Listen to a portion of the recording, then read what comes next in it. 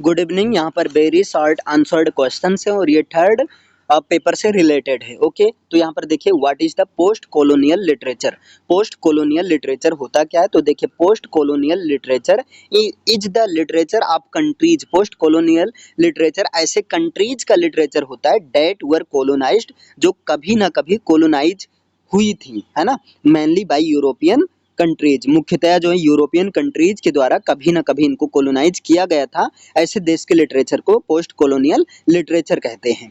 Post colonial literature often addresses the problems and consequences of the decolonization of a country, especially questions relating to the political and cultural independence of the formally सबजुगेटेड people. देखिए यहाँ पर जो post colonial literature होता है ये generally ऐसे problems को और जो कॉन्सिक्वेंसेस को एड्रेस करता है जो कि डीकोलोनाइजेशन के थ्रू कंट्री के डीकोलोनाइजेशंस के कॉन्सिक्वेंसेस और प्रॉब्लम्स को एड्रेस करता है, specially questions relating to the political and cultural independence. Specially जो है क्वेश्चन जो कि पॉलिटिकल और कल्चरल इंडिपेंडेंस से रिलेटेड होते हैं। इन पोस्ट कॉलोनियल थ्योरी 1 minute।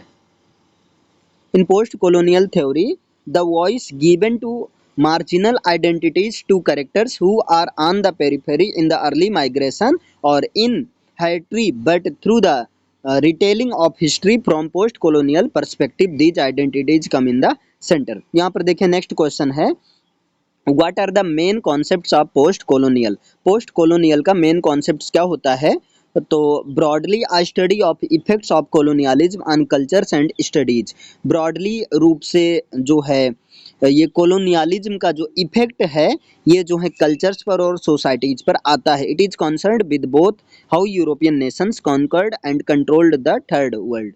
ये जो है इससे भी होता है कि किस तरह से यूरोपियन ने जो है नेशंस को जीता और जो है उसको एक कंट्रोल किया थर्ड वर्ल्ड के रूप में, कल्चर्स थर्ड वर्ल्ड कल्चर्स के रूप में कंट्रोल्ड किया, and how these groups have since responded to and resisted those encroachments। Next, what is the father of the post colonial, sorry यार, who is the father of post colonialism. Post colonialism के father कौन है, तो देखिए Edward Said's book Orientalism in 1978 is considered the foundational work on which post colonial theory developed. ये करें Edward Said जिनको father of post colonialism कहा जाता है, तो एडवर्ड सैड की एक किताब जो कि 1978 में ओरिएंटलिज्म है, 1978 में लिखी गई और उसका नाम क्या है, ओरिएंटलिज्म। ठीक, तो एडवर्ड सैड की बुक ओरिएंटलिज्म 1978 में आई। इसको जो है पोस्ट कॉलोनियल थ्योरी को डेवलप करने के लिए एक जो है फाउंडेशनल वर्क माना जाता है। Edward Said then is considered the father of post colonial. तब से जो है एडवर्ड सैड को फादर ऑफ पोस्ट कॉलोनियल कहा जाता है। नेक्स्ट क्वेश्चन देखिए, who are the pillars of post colonialism. Post colonialism के पिलर्स कौन हैं, तो देखिए Edward Said, Homi Bhabha and Gayatri Spivak, है ना, are the pillars of the post colonial studies. Post colonialism या पोस्ट कॉलोनियल स्टडीज के पिलर्स कौन कौन है, तो पिलर्स में तीन, Edward Said, Homi Bhabha and Gayatri Spivak. कौन कौन है, एडवर्ड सैड, होमी भाभा और Gayatri Spivak are the pillars of post colonial studies that any post colonialist reader is compelled to read out before approaching post-colonial literary texts. They are considered by Robert Young as the holy trinity of post-colonialism। 20 post-colonialism, देखो post-colonialism के Holi Trinity के रूप में consider किनको किया जाता है, तो एडवर्ड सैड, होमी भाभा और जो है गायत्री स्पाइवेक को किनके द्वारा, रॉबर्ट यंग के द्वारा कंसिडर किया जाता है। ओके, नेक्स्ट क्वेश्चन है, what are the nature and characteristics of colonialism. Colonialism का नेचर और कॉलोनियलिज्म का कैरेक्टरिस्टिक्स होता क्या है, तो देखिए colonialism is defined as control by one power over dependent area और पीपल। कॉलोनियलिज्म को इस तरह से डिफाइन किया जा सकता है कि एक व्यक्ति अपने पावर के द्वारा कंट्रोल करके किस तरह से जो है एक डिपेंडेंट, मतलब एक व्यक्ति किस तरह से डिपेंडेंट एरिया, डिपेंडेंट लोगों यानी कि एक तरह से गुलाम देश या गुलाम लोगों पर किस तरह से अपनी पावर से उसको कंट्रोल करता है, इस चीज़ को दिखाया जाता है कॉलोनियलिज्म में। It occurs when one nation subjugates another, ये तब होता है जब एक नेशन जो है किसी दूसरे देश नेशन को किसी दूसरे देश को जीत जाता है, conquering its population and exploiting it, उसकी पॉपुलेशन से जीत जाता है और उसको अपने हिसाब से एक्सप्लॉइट करता है, often while forcing its own language and cultural values upon its people. और ये और यहाँ पर क्या होता है, फिर जब ये जीत जाता है तो अपनी खुद की लैंग्वेज को अपनी कल्चर को इन लोगों के ऊपर जो है एक तरह से थोप देता है, एक्सपोज करता है। Write a note on diaspora, diaspora पर एक नोट लिखे। तो देखिए diaspora simply means the displacement of a community और culture from their original homelands और indigenous territories into different geographical and cultural regions. Diaspora का मतलब ये होता है एक कम्युनिटी का डिस्प्लेसमेंट हो जाना, कम्युनिटी या कल्चर का जो है अपने होमलैंड से या इंडिजिनस टेरिटरीज से किसी दूसरे जियोग्राफिकल या कल्चरल रीजन की तरफ जो है डिस्प्लेसमेंट हो जाना, मतलब एक जगह से दूसरे जगह जाना। Some diaspora communities retain strong ties with their homeland. आगे देखिए what is hegemony in post colonialism, post colonialism में हेजमनी होता क्या है। तो देखिए hegemony the power of the ruling class to convince other classes, hegemony जो है एक तरह से रूलिंग क्लास की पावर होती हैं, ये दूसरे क्लास को कन्विंस करने के लिए करते हैं that their interests are the interest of all, often not only through the means of economic and political control but more subtly through the control of education and media. मतलब ये generally जो है एक तरह से एजुकेशन और media के control के थ्रू जो है होता है। आगे देखिए यहाँ पर what is ambivalence in post colonial theory, post colonial theory में एम्बिवैलेंस होता क्या है। तो देखिए यहाँ पर ambivalence the ambiguous way is never the ambiguous way in which coloniser and colonised regard one another. देखिए एम्बिवैलेंस एम्बिवियस तरीका जिसमें एक कोलोनाइजर और एक कोलोनाइज्ड जो है एक दूसरे को रिगार्ड करता है, ठीक है, एक दूसरे के रिगार्ड में रहता है। The coloniser often regards the colonised, coloniser जो है अक्सर वो कोलोनाइज्ड को रिगार्ड करता है as both inferior yet exotically other, यद्यपि दोनों इन्फीरियर हैं लेकिन एक तरह से एक्जोटिकली देखा जाए तो एक दूसरे से अलग हैं, है ना। while the colonized regards the colonizer as both inviolable yet corrupt. In a context of hybridity, this often produces a mixed sense of blessing and curse. एक तरह से blessing और curse का mixed sense होता है। ठीक, आगे देखिए नेक्स्ट क्वेश्चन है what do you mean the term hybridity in post colonialism, post colonial theory, post colonial theory में पोस्ट कोलोनियल थ्योरी में टर्म हाइब्रिडिटी का क्या मतलब है। तो देखिए the term hybridity has always been associated with the work of Homi K Bhabha. ये जो टर्म हाइब्रिडिटी है ये जनरली होमी के भाभा के वर्क के साथ एसोसिएट होता है, क्लियर है। हाइब्रिडिटी टर्म जो है होमी के भाभा के वर्क के साथ एसोसिएट होता है। The term hybridity is originally used in horticulture, ये हाइब्रिडिटी टर्म जो है ओरिजिनली हार्टिकल्चर में यूज होता है। Hybridity is one of the most frequently used terms in post colonial literature, और हाइब्रिडिटी एक ऐसा टर्म है जिनको पोस्ट कॉलोनियल लिटरेचर में ये बहुत ज़्यादा फ्रीक्वेंट रूप से यूज होते हैं। इन पोस्ट कॉलोनियल लिटरेचर में hybridity simply refers to the mixture of eastern and western culture. Hybridity जो है एक तरह से ईस्टर्न और वेस्टर्न कल्चर के मिक्सर के साथ रिफर करता है within the contact zone produced by the colonisation और सिंपली क्रॉस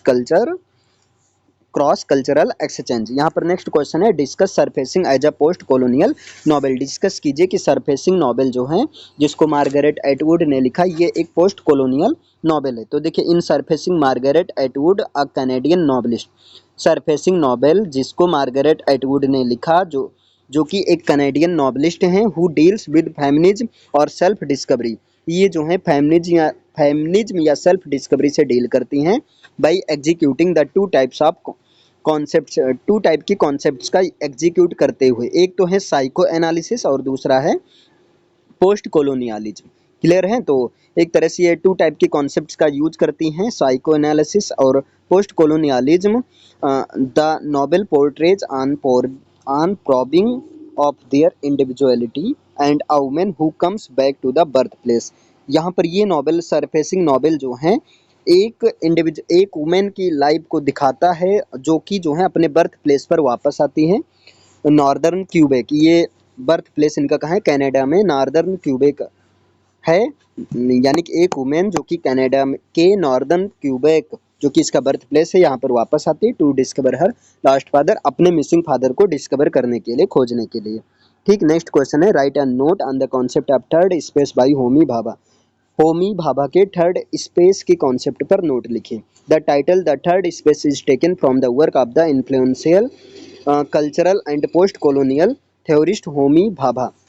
देखिए ये टाइटल थर्ड स्पेस जो है ये होमी भाभा के post colonial theorist Homi Bhabha और जो है इन्फ्लुएंशियल कल्चरल के वर्क के साथ डील करता है, वर्क से लिया गया है। It refers to the interstices between colliding cultures, a liminal space which gives rise to something different, something new and unrecognisable a new area of negotiation of meaning. यहाँ पर next question है what is cultural difference by Homi Bhabha. Homi Bhabha के अनुसार cultural difference क्या है? तो देखिए cultural diversity is an एपिस्टो is an epistemological object cultural as an object of empirical knowledge। ये देखिए ये करें कल्चरल डाइवर्सिटी जो होती है एक प्रकार से ये जो है एपिस्टेमोलॉजिकल ऑब्जेक्ट होती है। ठीक है, आगे देखिए cultural differences is process of the enunciation of culture as knowledgeable authoritative adequate to the construction of the systems of cultural identification। Next question है what is cultural imperialism in post colonial literature। Post colonial literature में cultural imperialism होता क्या है? तो देखिए in post structuralist and post colonial theory, post structuralist और post colonial theory में cultural imperialism is often understood. Cultural imperialism को generally समझा जाता है as the cultural legacy of western colonialism. Western colonialism के कल्चरल लेगेसी के रूप में समझा जाता है। मीन्स यहाँ पर ये बताया गया कि पोस्ट स्ट्रक्चरलिस्ट और पोस्ट कॉलोनियल थ्योरी में है ना, पोस्ट स्ट्रक्चरलिस्ट और पोस्ट कॉलोनियल थ्योरी में कल्चरल इम्पायरलिज्म को वेस्टर्न के कल्चरल लेगेसी के रूप में समझा जाता है और forms of social action contributing to the continuation of western hegemony. Next question है how does Ikemefuna become Okonkwo's adopted son. Ikemefuna जो है ओकोंको का एडॉप्टेड सन कैसे बना? तो Ikemefuna becomes Okonkwo's adopted son through a dispute between the village of Umuofia and a neighbouring village Mbaino. ये जो आइकिमे fauna है Okonkwo का एडॉप्टेड बेटा बना इसलिए क्योंकि यूमोफिया विलेज और मोबाइनो विलेज के बीच में कुछ डिस्प्यूट हो गया था। After a women from Umuofia is murdered. मतलब क्या हुआ था कि यूमोफिया की एक औरत को जो है मोबाइनो मार्केट में, मोबाइनो विलेज के मोबाइनो मार्केट में जो है उस औरत का, यूमोफिया की एक औरत का मर्डर कर दिया गया था। ओकोंको ट्रेवल्स टू मोबाइनो। ओकोंको मोबाइनो जाता है and demands the village surrenders a virgin. और जो है मोबाइनो जो है उस विलेज से ये डिमांड करवाता है कि तुम अपने आप को सरेंडर कर दो और उसके बदले में a virgin and a young man in order to avoid war with Umuofia. अगर यूमोफिया से वार से बचना है, यूमोफिया से वार नहीं चाहते हो तो तुम्हें एक वर्जिन लड़की और एक जो यंग मैन को हमारे गांव में भेजना होगा। Mbaino complies and upon return to Umuofia, Mbaino ऐसा शर्त रखता है और वहां से यूमोफिया अपने गांव चला आता है। ओकोंको टर्न्स द यंग मैन। ओकोंको जो है अब एक यंग मैन के रूप में कन्वर्ट होता है। Turns the young man Ikemefuna. Okonkwo जो है उस आइकिमो फ्यूना चूंकि जब इनके गांव में आता है रहने के लिए तब क्या होता है ये ओकोंको अपने घर इसको रख लेता है। तो ये Ikemefuna over to his first wife for safe keeping. और ओकोंको ने आइकिमे फ्यूना को अपने यहाँ रख लेता है और इसको अपने फर्स्ट वाइफ के हवाले कर देता है कि हाँ अब इसकी परवरिश करो सब लोग। ठीक है। अब यहाँ पर देखिए question number 15, why does Nwoye convert to Christianity. Nwoye जो है अपना रिलीजन क्रिश्चियनिटी में क्यों कन्वर्ट करवाता है, यहाँ पर ये क्वेश्चन है। तो देखिए यहाँ पर नवॉई कन्वर्ट्स क्रिश्चियनिटी, एक मिनट, देखिए यहाँ पर Nwoye converts to Christianity largely to reject the excessive standard of masculinity his father wants him up to uphold. ये यहाँ पर ये बताया गया है कि नवॉई जो है क्रिश्चियनिटी में अपने आप को कन्वर्ट किया ताकि वो जो है एक मैस्कुलिनिटी के एक्सेसिव स्टैंडर्ड को रिजेक्ट कर सके, अपने पिता के मैस्कुलिनिटी स्टैंडर्ड को रिजेक्ट कर सके, और wants him up to uphold, और एक तरह से वो अपने पिता से फ्री भी होना चाहता था। नवाई is not at all like his father. नवाई जो है यद्यपि अपने पिता के जैसा बहादुर नहीं था, ये बहुत ज़्यादा सीधा साधा था। And Okonkwo constantly punishes him for being different, और ओकोंको अक्सर जो है इसको मतलब इस तरह से अलग होने के लिए इसको पीटता रहता था। स्टिफिल्ड बाई हिज फादर्स एक्सपेक्टेशंस, और ये अपने पिता की उम्मीद के एक तरह से खिलाफ चला गया। नवाई runs away and joins the European church. नवाई जो है ये जाता है और यूरोपियन चर्च को ज्वाइन कर लेता है। Nwoye's conversion also provides him an opportunity to learn reading and writing. Nwoye's का इस तरह से क्रिश्चियनिटी में अपने रिलीजन को कन्वर्ट करना उसको एक तरह से अपॉर्चुनिटी प्रोवाइड कराता है। अब वो रीडिंग और राइटिंग भी सीख सकता है। Which along with the poetry of the Bible feeds his love of story telling, और एक तरह से यहाँ पर ये जो है बाइबल की पोएट्री को भी पढ़ेगा और साथ में इस स्टोरी टेलिंग से इसे स्टोरी से काफ़ी इसे लगाव भी रहता है, स्टोरी सुनने में या स्टोरी बताने में। नेक्स्ट क्वेश्चन है, write an note on post colonial elements in the poem a far cry from Africa. यहाँ पर देखिए a far cry from Africa poem में पोस्ट कॉलोनियल एलिमेंट्स कौन सा यूज हुआ है, इस पर नोट लिखिए। तो देखिए a far cry from Africa expresses how Walcott is torn between Africa and the English tongue he loves. ये कह रहे हैं अ फार क्राई फ्रॉम अफ्रीका, ये पोएम है जिसको लिखा था डेरेक वालकोट ने। इसमें ये बताया जाता है किस तरह से वालकोट जो है अफ्रीका और इंग्लिश को लेकर जो है अफ्रीका और इंग्लिश को लेकर ये एक तरह से इनका जो पॉइंट ऑफ व्यू है किस तरह से वो डिवाइड हो गया है। ठीक, he uses the advantage of hybridity to express unhomeliness. ये जो है अनहोमलीनेस को एक्सप्रेस करने के लिए हाइब्रिडिटी के एडवांटेज का यूज करता है। He describes himself as a mongrel, both grandmothers were African and both grandfathers were European. ये जो है अपने आप को एक मॉन्ग्रल के रूप में डिस्क्राइब करता है क्योंकि इसके जो ग्रैंड मदर्स थी वो अफ्रीकन से बिलोंग करती थी और इसके जो ग्रैंड फादर्स थे वो यूरोपियन से बिलोंग करते थे। नेक्स्ट क्वेश्चन है, what is the main theme of the poem a far cry from Africa. Poem a far cry from Africa poem का मेन थीम क्या है। तो देखिए a far cry from Africa occurs in Derek Walcott's collection in a green night. देखिए a far cry from Africa इसको Derek Walcott ने लिखा है। ये जो है डेरेक वालकोट के collection of poem a green night में पब्लिश होता है। ठीक है, this poem explains the conflicts of poets European and African ancestry. ये पोएम जो है पोएट के अंदर जो यूरोपियन और अफ्रीकन एंसेस्ट्री को लेकर जो कॉन्फ्लिक्ट चल रहा है पोएट के अंदर उस चीज़ को एक्सप्लेन करता है। The poem describes how violence and racial prejudice had spread blood throughout the land. Poem ये डिस्क्राइब करता है किस तरह से वायलेंस और रेशियल प्रिजडिस ने इस धरती पर जो है इस धरती को खून से रंग दिया है। ठीक, नेक्स्ट क्वेश्चन है, what are the 4 pillars of ecofeminism. Ecofeminism का 4 पिलर्स होता क्या है। तो देखिए Ecofeminism believes that patriarchal society is built on 4 interlocking pillars. Ecofeminism जो है ये बताता है कि जो पैट्रियार्कल सोसाइटी है ना, पहला नंबर इकोफेमिनिज्म ये ऐसा बिलीव करता है कि पैट्रियार्कल सोसाइटी जो है वो 4 इंटरलॉकिंग पिलर्स से बना हुआ है। ठीक, मतलब पैट्रियार्कल सोसाइटी के 4 इंटरलॉकिंग पिलर्स हैं। एक तो सेक्सिज्म है, दूसरा रेसिज्म है और तीसरा क्लास एक्सप्लॉयटेशन है और चौथा इन्वायरमेंटल डिस्ट्रक्शन है। क्लियर है, तो 4 पिलर्स ऑफ इकोफेमिनिज्म कौन कौन से हैं, सेक्सिज्म है, रेसिज्म है, क्लास एक्सप्लॉयटेशन है और इन्वायरमेंटल डिस्ट्रक्शन है। नेक्स्ट है, what is the major theme of surfacing by Margaret Atwood. Margaret Atwood के द्वारा लिखे गए नॉवेल सरफेसिंग का जो है मेजर थीम क्या है? तो देखिए मेजर थीम है separation. Separation is a major theme of surfacing. Surfacing novel का मेजर थीम है सेपरेशन है। This is established in the first chapter. Separation जो है ये चीज फर्स्ट चैप्टर में इस्टेब्लिश किया होता है when the narrator is shown to be politically dispossessed as an English speaker in Quebec. ठीक, जब जो है नैरेटर जो है एक क्यूबिक में इंग्लिश स्पीकर के रूप में पॉलिटिकली डिस्पजेस हो जाती हैं at a time in which Quebec was aspiring to become an independent French speaking nation. Next है what is the satire in a house for mister Biswas. A house for mister Biswas में satire क्या है?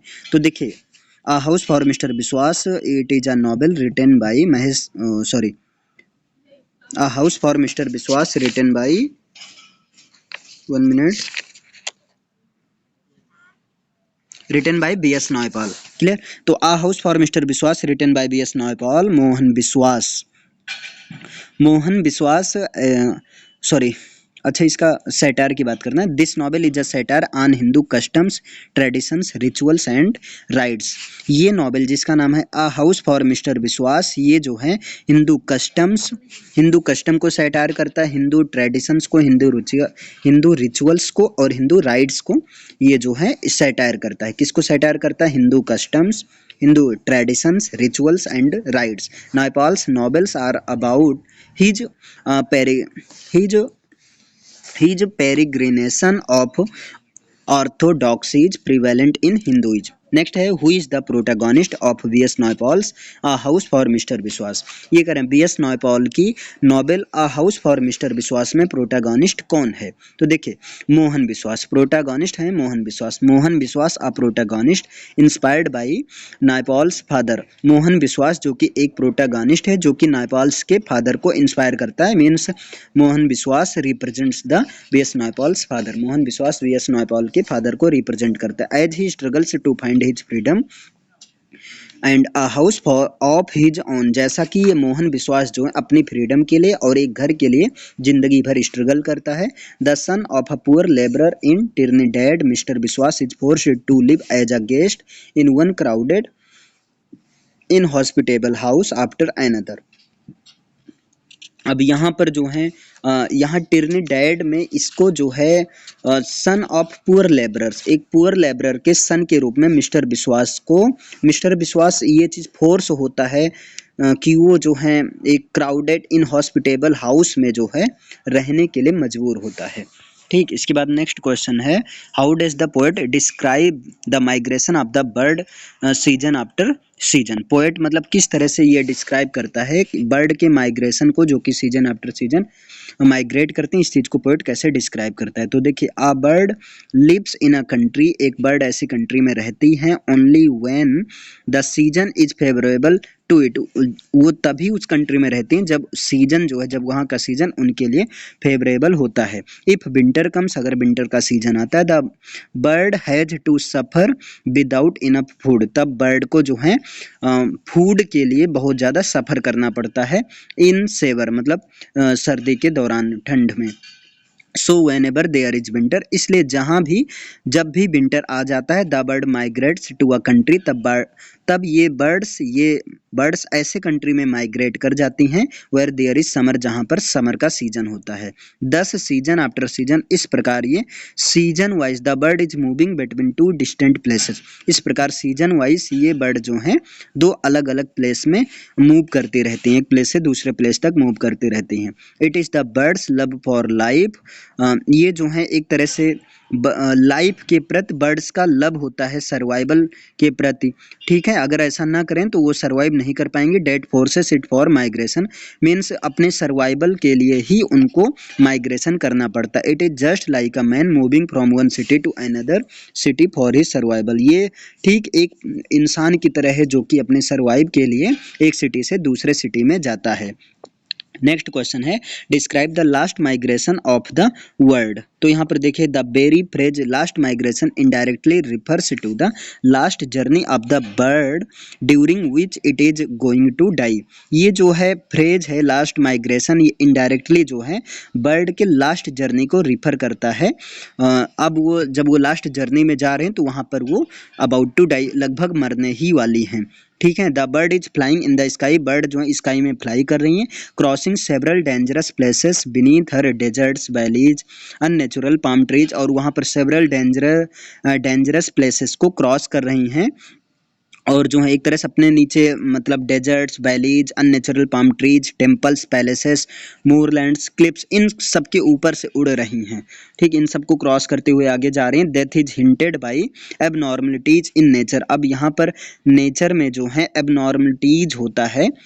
ठीक, abnormalities के द्वारा एक तरह से डेथ को संकेत किया जाता है। फॉर एग्जांपल जैसे poet says the palm trees casting a shadow, जैसे कि पोएट ये कहते हैं कि पाम ट्रीज अब एक शैडो करने लगती हैं।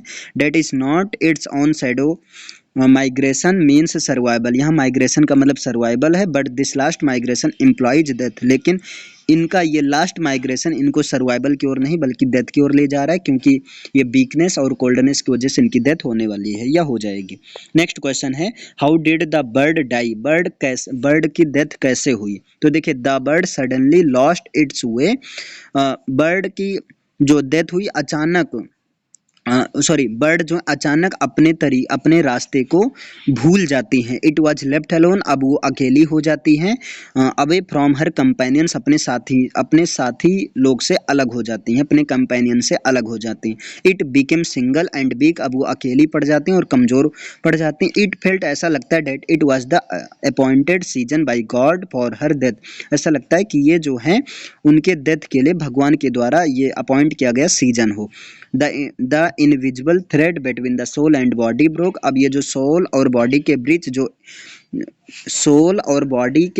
जो इंडिविजुअल थ्रेड था, इनविजिबल सॉरी जो सोल और बॉडी के बीच जो इनविजिबल थ्रेड था वो अब टूट जाता है। इट्स इंस्टिंक्ट फेल्ड, और ये एक तरह से वो फेल हो जाता है, साथ नहीं रहता। इट डाइड, और इस तरह से इसकी डेथ हो जाती है। And fell down on the earth, और ये जो है अर्थ पर मरकर गिर जाती हैं। Since there happens thousands of deaths on earth everyday, जैसा कि अर्थ पर रोज जो है हजारों मौतें होती रहती हैं। Earth received the bird's body, earth जो है इन बर्ड्स की बॉडी को रिसीव कर लेती है। Just as a small burden, एक स्मॉल बर्डन के रूप में इसको रिसीव कर लेती है। It had no grief for and no malice against the bird, कि जो बर्ड के लिए कोई एक ग्रीफ नहीं है और ना ही बर्ड के खिलाफ जो है कोई इसमें मैलाइस है। नेक्स्ट क्वेश्चन है what does the poem Australia symbolise, poem Australia किस चीज़ को सिंबलाइज करता है।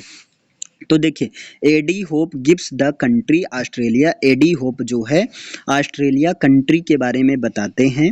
द ह्यूमन क्वालिटीज के बारे में बताते हैं। He refers to the land as a woman, वो जो एक ऐसे लैंड के रूप लैंड्स से रिफर करते हैं जो कि एक ह्यूमन है, एक वुमेन के रूप में है। They call her a young country, और वो उसे एक यंग कंट्री कहकर पुकारते हैं ऑस्ट्रेलिया को। This poem is general criticism of Australian society and the country itself, actually ये पोएम ऑस्ट्रेलिया पोएम जो है ये ऑस्ट्रेलियन सोसाइटी और जो है ऑस्ट्रेलियन कंट्री का जो है एक तरह से जनरल रूप से क्रिटिसाइज किया गया इस पोएम के through. This refers to the fact, ये ऐसे फैक्ट से रिफर करता है, इस पोएम में ऐसे फैक्ट को बताया जाता है that Australia is empty, Australia अब जो है बिल्कुल पूरी तरह से खाली हो गई है। ये इनर रूप से ये अंदर आंतरिक रूप से ये कमजोर हो गई। The inability to bear children, और ये चिल्ड्रन को बेयर करने के इनेबल हो गई है। Being infertile a change of life, और ये इनफर्टाइल हो गई है। ठीक, मीन्स पहले जैसे यहाँ पर इस कंट्री में कुछ नहीं रहा, ये अंदर से खोखली हो गई जब से यूरोपियन कोलोनाइजर्स आए। नेक्स्ट देखिए what literary devices are used in the poem Australia by A D Hope, A D Hope के पोएम ऑस्ट्रेलिया में किस तरह के लिटरेरी डिवाइसेस का यूज किया गया है। तो देखिए यहाँ पर A.D. Hope uses literary devices like imagery, personification, and tone to convey their perspective of Australia. A.D. Hope ने यहाँ पर literary devices का यूज किया है, जैसे कि imagery, personification और tone का यूज किया गया है, जो कि ऑस्ट्रेलिया के perspective मैसेज को कन्वे करता है। के ऑस्ट्रेलिया के रिगार्ड जो है ऑस्ट्रेलिया के रिगार्ड मैसेज को बताया जाता है। इसके रिगार्ड में the poem Australia bye A.D. Hope describes his negative opinion of Australia. Poem में A.D. होप जो है ऑस्ट्रेलिया के प्रति नेगेटिव ओपिनियन को डिस्क्राइब करते हैं।